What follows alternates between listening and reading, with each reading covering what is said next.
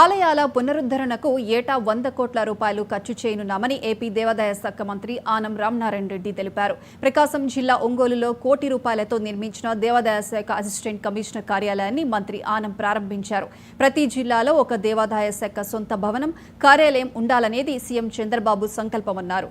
ధూప దీప నైవేద్యాల కింద గత ప్రభుత్వ హయాంలో 5,600 దేవాలయాలకు నెలకు 10,000 రూపాయలు ఇస్తున్నామని అన్నారు. వేద పండితులకు ఎన్నికల హామీలో ప్రకటించినట్లు సంభవం కింద ఒక్కొక్కరికి 3,000 రూపాయలు 3 సంవత్సరాల పాటు ఇవ్వనున్నట్లు తెలిపారు. ఆలయాల్లో ఉన్న అర్చకులకు 15,000 రూపాయలు, ఆలయాల్లో పనిచేసే నాయి బ్రాహ్మణులకు 20,000 రూపాయలు ఇచ్చేందుకు ఇప్పటికే మార్గదర్శకాలు జారీ చేశామన్నారు. ఈ కార్యక్రమంలో మంత్రి డోలా వీరాంజనేయ స్వామి, ఎమ్మెల్యేలు దామచర్ల జనార్దన్, విజయ్ కుమార్, జిల్లా కలెక్టర్ అన్సారియా తదితరులు పాల్గొన్నారు.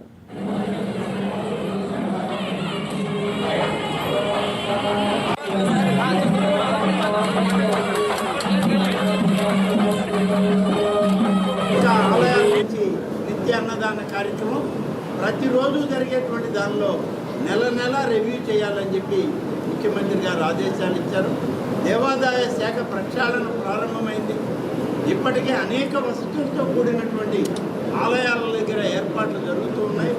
ప్రతి ఆలయంలో కూడా ఓంకార నాదం అన్నా జరగాలి, లేకుంటే ఆ ఆలయంలో ఉన్నటువంటి ఎవరైతే అమ్మవారు ఉన్నారో లేకుంటే స్వామివారు ఉన్నారో శాఖకి సంబంధించినటువంటి జిల్లా దేవాదాయ శాఖ అధికారి, అసిస్టెంట్ కమిషనర్ గారి యొక్క కార్యాలయ భవనాన్ని, నూతన భవనాన్ని ఇక్కడ ప్రారంభించుకోవడం జరిగింది.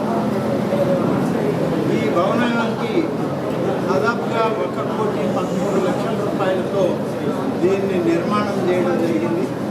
3,300 చదరపు అడుగులతో దీని నిర్మాణాన్ని పూర్తి చేసి ఈ భవన నిర్మాణానికి కామన్ గుడ్ ఫండ్ కమిటీ నుంచి కూడా నిధులు మంజూరు చేసి